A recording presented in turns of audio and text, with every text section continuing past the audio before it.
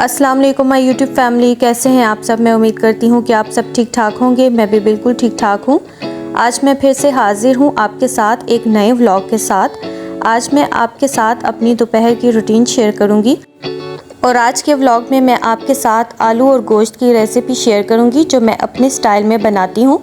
और साथ में मैंने अपने घर के डाइनिंग टेबल की लुक चेंज की है, तो वो भी मैं आपके साथ शेयर करूँगी। तो चलिए आज का व्लॉग स्टार्ट करते हैं। यहाँ पर तकरीबन सुबह के 11:30 बज चुके थे। सुबह नाश्ता ख़त्म करने के बाद फिर मैं किचन में आ गई थी। आकर मैंने सबसे पहले किचन की सफाई वगैरह की, बर्तन वगैरह वॉश किए। उसके बाद मैंने घर की फालतू चीज़ें वगैरह जो थी ना वो सब समेटी और घर की डस्टिंग वगैरह की। ये सब काम करते करते मुझे 11:30 बज चुके थे और साथ में मैंने बच्चों को भी देखा और साथ साथ मैंने घर के बाकी मामलात भी संभाले। इतना टाइम मुझे हो चुका था, तो यानी कि अब मेरा टाइम आ चुका था कि मैं दोपहर के खाने की तैयारी करूं। तो सबसे पहले यहाँ पर मैंने थोड़ी सी सब्जियां ले ली थी जिनको मैंने अच्छी तरह से धो लिया है। आजकल बहुत ज़्यादा गर्मी होने की वजह से ना ये जो आलू वगैरह, अदरक वगैरह और सब्ज़ मिर्चें वगैरह ना, यानी कि जो ऐसी सब्जियां होती हैं ना जिनके ख़राब होने का ख़तरा बहुत ज़्यादा होता है, तो ऐसी सब्जियों को मैं पहले अच्छी तरह से धो लेती हूँ। फिर इनको सही तरह से ड्राई करने के बाद ना मैं इनको फ्रिज में रख कर स्टोर करती हूँ, क्योंकि फ्रिज में रखने से ये चीज़ें ख़राब नहीं होती। मिर्चें और अदरक वगैरह तो हम वैसे भी फ्रिज में ही रखते हैं, लेकिन आलू वगैरह तो हम बाहर बास्केट वगैरह में भी रख देते हैं। लेकिन आलू भी आजकल ना बहुत जल्दी ख़राब हो जाते हैं, तो आलूओं को भी मैं अच्छी तरह से धो लेती हूँ ताकि इसके ऊपर से मिट्टी वगैरह सारी उतर जाए। और इसके साथ जब हम फ्रिज में कोई और चीज़ रखेंगे ना तो उसके ऊपर मिट्टी वगैरह ना लगे, तो इसलिए ना इसकी सफाई ज़रूर करती हूँ मैं ताकि ये सही साफ़ सुथरे से हो जाएँ। अच्छा, ये साथ में अब्बू करेले लेकर आए थे। मुझे बोल रहे थे कि कीमा भरकर ना करेले बनाओ, पर आज के व्लॉग में मैं आपके साथ इसकी रेसिपी तो शेयर नहीं करूँगी क्योंकि मेरा व्लॉग पहले ही थोड़ा लंबा हो चुका था। तो इंशाल्लाह मैं नेक्स्ट अपने किसी भी व्लॉग में ना आपके साथ ये कीमा भरकर जो हम करेले बनाते हैं ना इसकी भी रेसिपी इंशाल्लाह शेयर करूँगी। इंसान सुबह जितना मर्ज़ी भी जल्दी उठ जाए ना, लेकिन सुबह नाश्ते से लेकर दोपहर तक का जो टाइम होता है ना वो इतना स्पीड से गुजरता है कि बंदे को पता भी नहीं चलता कि दोपहर के खाने का टाइम हो जाता है। तो बस ये जो मेरा भी टाइम होता है ना, मेरा बहुत स्पीड से गुजरता है। आजकल तो वैसे भी बच्चों की गर्मियों की छुट्टियां चल रही हैं, तो गर्मियों की छुट्टियों में बच्चे थोड़ा लेट सोकर उठते हैं। दुआ और सुभान ने 10 बजे वैसे भी ट्यूशन जाना होता है, लेकिन मैं उनको 9 बजे उठाना शुरू करती हूँ। फिर वो बच्चे कहीं जाकर उठते हैं, साथ उन्होंने नाश्ता भी करना होता है और साथ उन्होंने ना ट्यूशन के लिए भी रेडी होना होता है। और 10 बजे जो है ना मेरी हेल्पर भी आ जाती है, तो फिर मेरी कोशिश होती है कि अब मैं उठ के ना अपने भी सारे काम निपटा लूँ। सम टाइम ऐसे होता है कि कभी अगर मेरी हेल्पर थोड़ी लेट हो जाए ना, तो फिर मैं नाश्ता करने के बाद बच्चों को ट्यूशन वगैरह भेजने के बाद थोड़ी देर के लिए बैठ जाती हूँ, अपनी कोई वीडियो वगैरह एडिट कर लेती हूँ, अगर अपलोड करनी होती है उसको कर लेती हूँ। यानी कि जो है ना मैं अपना ये एडिटिंग का काम खोल कर बैठ जाती हूँ। लेकिन जब मेरी हेल्पर आ जाती है ना तो वो तो मुझे बिल्कुल भी बैठने नहीं देती। उसका दिल होता है कि बस अब आप ही जो है ना वो उठ के किचन में जाए, अपना काम करे और हमारी जान छोड़े, और हम जो है ना अपना काम ख़त्म करके तो अपने घर चले जाएं वापस। अच्छा, अब यहाँ पर मैं आलू और गोश्त का सालन बनाने लगी थी। ये तकरीबन 1 किलो से कम ही होगा गोश्त। इसको मैंने मेजर नहीं किया क्योंकि मैं घर में गोश्त के पैकेट्स बना कर रख देती हूँ और उस हिसाब से बनाती हूँ जो गोश्त मेरी फैमिली के लिए पूरा हो जाता है। तो यहाँ पर मैंने 3 अदद बारीक कटे हुए प्याज शामिल किए हैं और 3 अदद ही मैंने इसमें ना बारीक कटे हुए टमाटर डाले हैं, और 2 से 3 टेबलस्पून लहसुन और अदरक का पेस्ट होगा। एक गड्डी मैंने लहसुन की ले ली थी और तकरीबन 1-1.5 इंच के बराबर जो अदरक होगी ना, इन दोनों चीज़ों को मैंने एक साथ पीस लिया है। और 2 गिलास मैंने इसमें पानी डाला है और इसमें फिर मैं अपने हिसाब से स्पाइसेस ऐड कर रही हूँ। नमक आप अपने हिसाब से डालें। 1 टीस्पून इसमें जाएगी हल्दी, 1/2 टेबलस्पून जाएगी लाल मिर्च का पाउडर, और 1.5 टेबलस्पून मैं इसमें डाल रही हूँ खुश्क धनिया पाउडर, और 1/2 टेबलस्पून मैं इसमें डाल रही हूँ साबुत ज़ीरा। अच्छा, साबुत ज़ीरा मुझे बहुत पसंद है। मैं जब भी कोई चीज़ बनाती हूँ ना तो मैं इसमें साबुत ज़ीरा ज़रूर डालती हूँ। जब हम खाना वगैरह खाते हैं ना तो उसमें ज़ीरे का बहुत अच्छा सा टेस्ट आता है, तो मुझे बहुत पसंद है। मैं हर चीज़ में इसको डालती हूँ। ये सारी चीज़ें डालने के बाद इसको हमने अच्छी तरह से मिक्स करना है। जब पानी को अच्छी तरह से बॉयल आ जाएगा फिर हमने चूल्हे की फ्लेम को बिल्कुल हल्का सा कर देना है, यानी कि इसको हमने ना दम पर पकाना है। अगर आप कुकर में मटन बना रहे हैं तो मटन को तकरीबन 10 से 15 मिनट लगेंगे गलने के लिए। और अगर आप कुकर के बगैर इस तरह से देगची में बनाएंगे मटन तो इसको गलने के लिए तकरीबन 1 घंटा लगेगा। 1 घंटे में बेहतरीन मटन जो है ना हमारा अच्छी तरह से गल जाता है। जब मटन अच्छी तरह से गल जाएगा ना तो फिर हम इसमें कुकिंग ऑयल शामिल करेंगे और फिर हमने इसकी अच्छी तरह से भुनाई करनी है। कुकिंग ऑयल आप अपने हिसाब से डालिएगा। मैंने यहाँ पर इसमें थोड़ा सा यानी कि अपने हिसाब से ही डाला है, क्योंकि जो मटन में थोड़ी सी चर्बी वगैरह होती है ना, ये भी थोड़ा सा ऑयल छोड़ देती है। तो साथ साथ हम इसमें थोड़ा थोड़ा पानी डालेंगे और मटन की ना भुनाई करते जाएंगे। अच्छा, काफ़ी सारे लोग मुझसे क्वेश्चन करते हैं कि आप जो है विदाउट कुकर मटन बनाती हैं तो कुकर के बगैर तो मटन गलता ही नहीं है, चिकन पकता है इस तरह से जिस तरह से आप मटन बनाती हैं। लेकिन मैं तो हमेशा बगैर कुकर के ही मटन बनाती हूँ। मेरे ससुराल में कुकर में पका हुआ खाना पसंद नहीं किया जाता, तो इसलिए मैं ज़्यादातर कोशिश करती हूँ कि मैं जो मटन वगैरह ना वो मैं इसी तरह से देगची में बनाऊँ। हाँ, अगर मैं बीफ वगैरह बनाऊँ ना तो वो मैं ज़रूर कुकर में बनाती हूँ, क्योंकि बीफ को गलने में बहुत ज़्यादा टाइम लगता है। तो बीफ जो है ना कुकर के बगैर मैं नहीं बनाती, कुकर में मैं फ़ौरन से उसको गला लेती हूँ तो उसको पका लेती हूँ। अच्छा, इसमें फिर मैंने ना तकरीबन 3 से 4 अदद आलू ले लिए थे। आलूओं को मैंने अपने हिसाब से काट कर ना मटन में डाल लिया है और इसकी मैंने फिर अच्छी तरह से भुनाई की है। इसकी जब अच्छी तरह से भुनाई हो जाएगी ना तो फिर हम इसमें पानी शामिल करेंगे इसकी ग्रेवी बनाने के लिए। मैं अपने हिसाब से पानी शामिल कर रही हूँ, आप भी अपने हिसाब से पानी शामिल कीजिए, क्योंकि मेरे घर में शोरबा जो है ना थोड़ी सी जो ग्रेवी होती है वो थोड़ी सी पतली पसंद की जाती है, तो मैं इसलिए इसमें ना अपने हिसाब से पानी डाल रही हूँ। तो पानी डालने के बाद हमने इसको अच्छी तरह से मिक्स करना है और फिर हमने इसको ढक कर रख देना है ताकि आलू जो है ना अच्छी तरह से गल जाएं। जब आलू अच्छी तरह से गल जाएंगे और ग्रेवी भी थोड़ी सी थिक हो जाएगी तो फिर इसके अंदर हमने 1 टीस्पून गरम मसाला शामिल करना है और तकरीबन 1 से 1.5 टेबलस्पून मैं इसमें कसूरी मेथी डाल रही हूँ। कसूरी मेथी से ना इसकी खुशबू बहुत अच्छी आती है। और फिर लास्ट में हम इसमें थोड़ा सा हरा धनिया शामिल करेंगे और इसको अच्छी तरह से मिक्स कर लेंगे। तो देखिए मेरा मज़ेदार सा आलू गोश्त बनकर अच्छे से तैयार हो चुका है। तो अब मैं इसको कवर करके रखूँगी एक साइड पे, क्योंकि अब टाइम हो चुका था दोपहर का, खाने का टाइम हो चुका था। तो अब यहाँ पर मैं ना रोटियाँ वगैरह बनाने लगी थी। मेरी कोशिश होती है कि मैं तकरीबन 1-1:30 बजे तक ना सालन वगैरह बनाकर रेडी कर दूं, क्योंकि उसके बाद मुझे रोटियां बनानी होती हैं। और वैसे भी हमारे यहाँ पर जो है ना हमारे एरिए में 2 बजे के बाद ना गैस की लोड शेडिंग होना शुरू हो जाती है और गैस का प्रेशर बहुत ज़्यादा कम हो जाता है। उसके बाद हम कोई कुकिंग का काम नहीं कर सकते। और वैसे भी 1:45 बजे ना मेरे हस्बैंड की शॉप पर खाना भेजना होता है, अब्बू के लिए और हस्बैंड के लिए, दोनों के लिए खाना भेजना होता है। तो 1:45 बजे ना दुकान का वर्कर आकर खाना ले जाता है। तो मेरी कोशिश होती है कि उसके आने से पहले मैं रोटियां वगैरह बनाकर खाना वगैरह पैक कर कर रख लूं, ताकि जब वो आए तो उसको इंतज़ार ना करना पड़े और मैं उसको खाना दे दूं। आजकल बहुत ज़्यादा गर्मी है, फिर बेचारे अंकल को ना गेट पर खड़े होकर इंतज़ार करना पड़ता है। तो ये टाइम जो मेरा होता है ना ये बहुत जल्दी जल्दी वाला टाइम होता है। इस टाइम पे ना मुझे अपनी कोई होश नहीं होती, बच्चों की कोई होश नहीं होती। बस यही दिल होता है कि जल्दी जल्दी से मैं कुकिंग करके रोटियां वगैरह बनाकर खाना वगैरह पैक करके रख दूं। मैं कभी कभी अपनी सास अम्मी से बोलती होती हूँ, मैं कहती हूँ अम्मी मेरा बहुत दिल करता है कि हमारे घर में ना एक छोटी सी तंदूरी हो जिसमें मैं ना रोटियाँ बनाऊँ। और आपको पता है गर्मियों में वैसे भी ये करेलों का सालन बनाओ या भिंडियों का सालन बनाओ ना तो उसके साथ तंदूर की रोटी बहुत अच्छी लगती है। तो मेरा बहुत दिल करता है कि हमारे घर में ना एक छोटी सी तंदूरी हो जिसमें मैं रोटियां लगाऊं। तो सास अम्मी मेरी कहती हैं कि तुम पागल हो गई हो, जब उसमें तुम रोटियां लगाओगी ना तो तुम्हारे जो आधे आधे बाजू और हाथ है ना ये बहुत ज़्यादा काले हो जाएंगे। तो बस मेरे भी शौक़ ना बहुत ज़्यादा निराले से हैं। मेरा बहुत दिल करता है कि मेरे पास एक तंदूरी हो, पर अगर ज़िंदगी में मुझे कभी मौका मिला तो मैंने एक तंदूर ज़रूर लेना है। तो फिर मैं आपके साथ ना उसको भी शेयर करूँगी, उसमें काफ़ी सारी चीज़ें बनाकर ना आपके साथ शेयर करूँगी। आजकल तो काफ़ी सहूलत हो गई है, आजकल तो इलेक्ट्रिक तंदूर भी मिल जाते हैं और आजकल नए डिज़ाइन के काफ़ी सारे तंदूर मैंने ना ऑनलाइन चेक किए हैं। तो इंशाल्लाह जब मैंने कभी ज़िंदगी में लिया तो मैं आपके साथ ना उसको भी शेयर करूँगी। अच्छा, मेरी रोटियां वगैरह तो बन चुकी थी और खाना भी मैंने शॉप पर भेज दिया था। अब यहाँ पर मैं दुआ के लिए शामी कबाब फ्राई करने लगी थी। दुआ जो है ना उसको गोश्त बिल्कुल भी पसंद नहीं है, वो ज़्यादातर चिकन शौक़ से खाती है। तो मटन या बीफ की तरफ तो वो देखती भी नहीं है। तो मैं जब भी घर में मटन या बीफ बनाऊँ ना तो वो बहुत ज़्यादा शोर डालती है।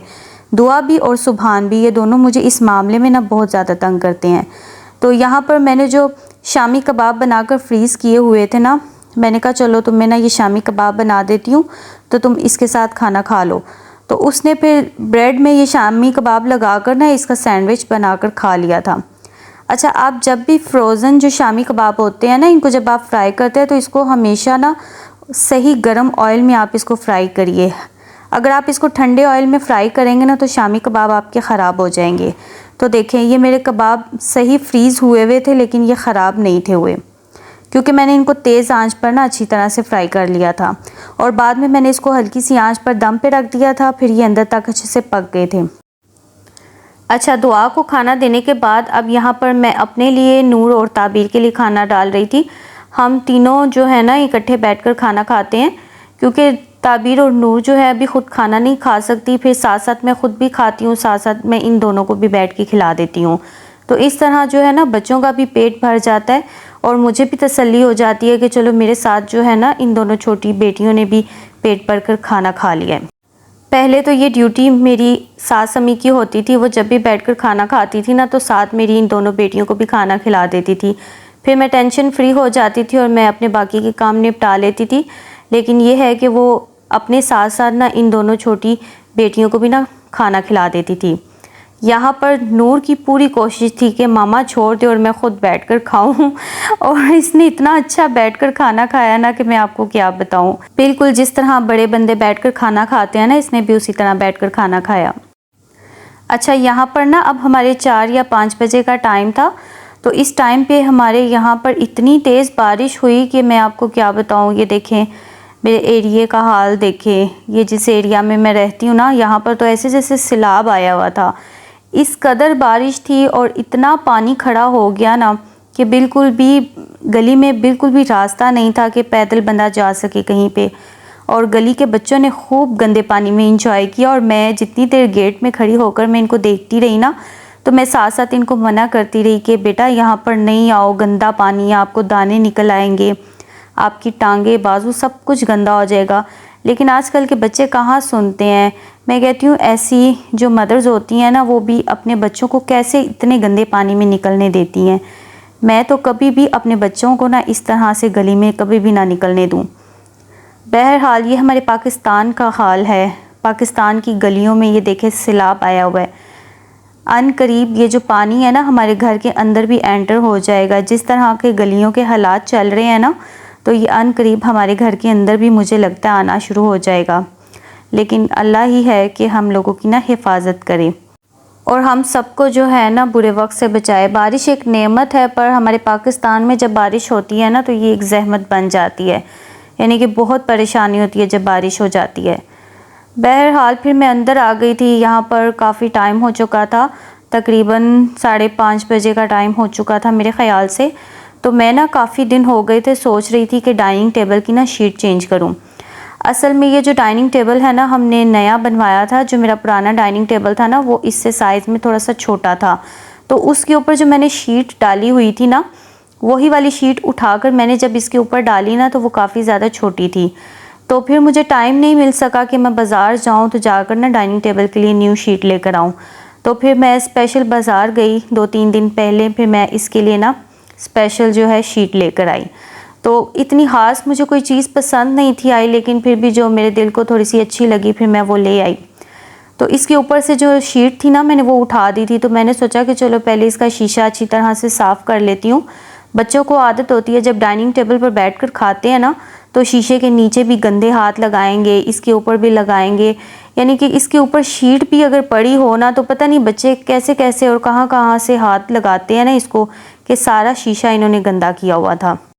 पहले तो मैंने सोचा कि शीट को रहने ही देती हूँ, बच्चे वैसे भी शीशे को गंदा कर देते हैं, चलो शीट उठा दूँगी तो डेली यानी कि शीशा साफ़ हो जाया करेगा, इस तरह ना शीशे की भी सफाई हो जाया करेगी। फिर मैंने सोचा कि फिर शीशे के ऊपर स्क्रैचेस वगैरह पड़ जाएंगे और शीशा जो है ना सारा ख़राब हो जाएगा। तो फिर मैं स्पेशल बाज़ार गई, जाकर डाइनिंग टेबल के लिए ना शीट लेकर आई। अच्छा, मेरा बड़ा दिल था, मेरा शौक़ था कि मैं ना डाइनिंग टेबल के ऊपर मैट डालूं, लेकिन हमारे सिटी से ना इतनी ज़्यादा डाइनिंग टेबल की शीट्स की ना कोई इतनी ज़्यादा ख़ास वैरायटी नहीं है। लेकिन मेरे दिल को जो अच्छा लगा, काफ़ी ज़्यादा चीज़ें उन शॉप वाले अंकल ने मुझे दिखाई, लेकिन मुझे कुछ भी पसंद नहीं था आ रहा। फिर मैंने ये डिसाइड किया कि मैं हाल ही ये जो ट्रांसपेरेंट शीट होती है ना, मैं हाल ही ये ट्रांसपेरेंट शीट लेकर ना इसको डाइनिंग टेबल के ऊपर बिछा देती हूँ। इसके नीचे ना मैं कोई शीट वगैरह नहीं बिछाऊँगी।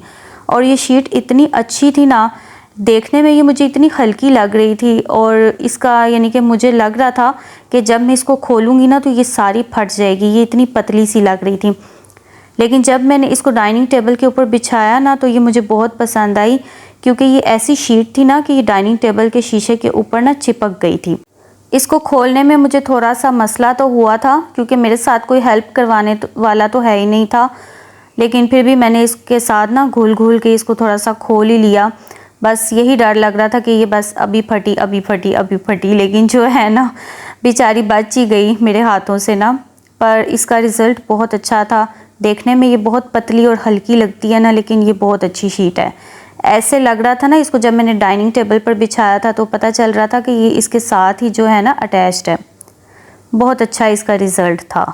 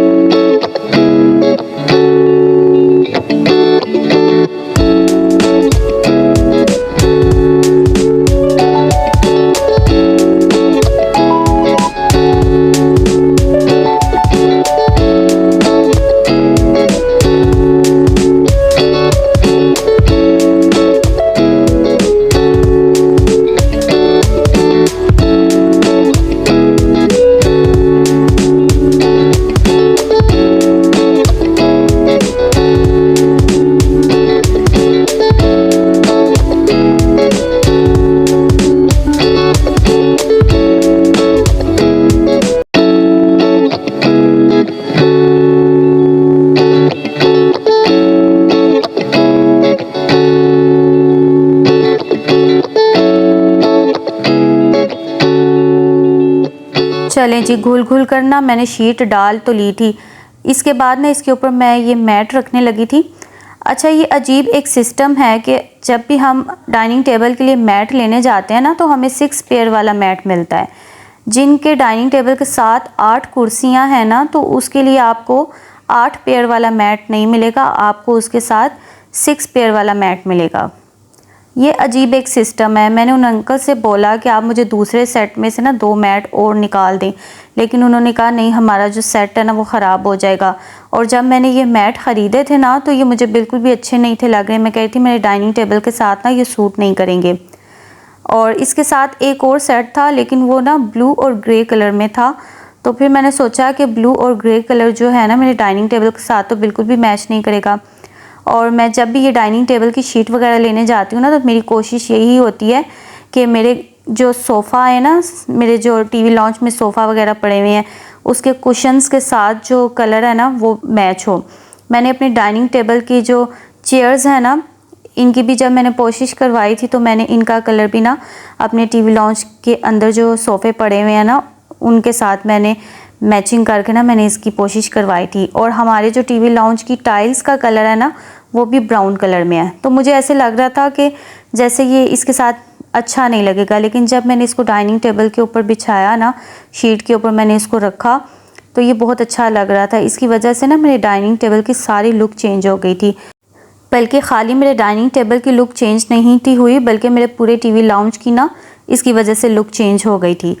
मैं उन शॉप वाले अंकल से कह कर आई थी कि अगर ये मुझे अच्छे ना लगे डाइनिंग टेबल पे तो मैं आपको ये वापस दे जाऊंगी। वैसे भी आप मुझे ये इतने ज़्यादा एक्सपेंसिव दे रहे हैं, तो जो है ना ये मुझे अच्छे ना लगे तो मैं आपको वापस दे जाऊंगी। तो ये देखिए कितना अच्छा सा मेरा डाइनिंग टेबल लग रहा था, कितनी अच्छी इसकी लुक चेंज हो गई है। पता चल रहा था कि बिल्कुल मैंने ना इसको रिसेंटली अभी बनवाया। वैसे तो ये मेरा न्यू डाइनिंग टेबल है, इसको बने हुए तकरीबन 2 माह का टाइम हो चुका है। लेकिन ये पहली वाली शीट से ना ये वाली शीट मुझे बहुत ज़्यादा पसंद आई थी। तो व्यूअर्स, आपको मेरा आज का व्लॉग कैसा लगा? आज का व्लॉग अगर आपको मेरा पसंद आया है तो वीडियो के नीचे प्लीज़ ज़रूर मुझे कमेंट करके बताया करें कि आपको मेरे व्लॉग्स कैसे लगते हैं। और वीडियो को लाइक ज़रूर किया करें, अगर शेयर कर सकते हैं तो शेयर भी करें। और अगर आप मेरे चैनल पर न्यू हैं तो चैनल को सब्सक्राइब भी ज़रूर किया करें। तो सब्सक्राइब करने के बाद आप मेरी नेक्स्ट आने वाली वीडियोस आसानी से देख सकते हैं। अब मुझे इजाज़त दीजिए, मिलेंगे अपने नेक्स्ट किसी अच्छे से व्लॉग के साथ। अपनी दुआओं में याद रखिएगा। अल्लाह हाफिज़।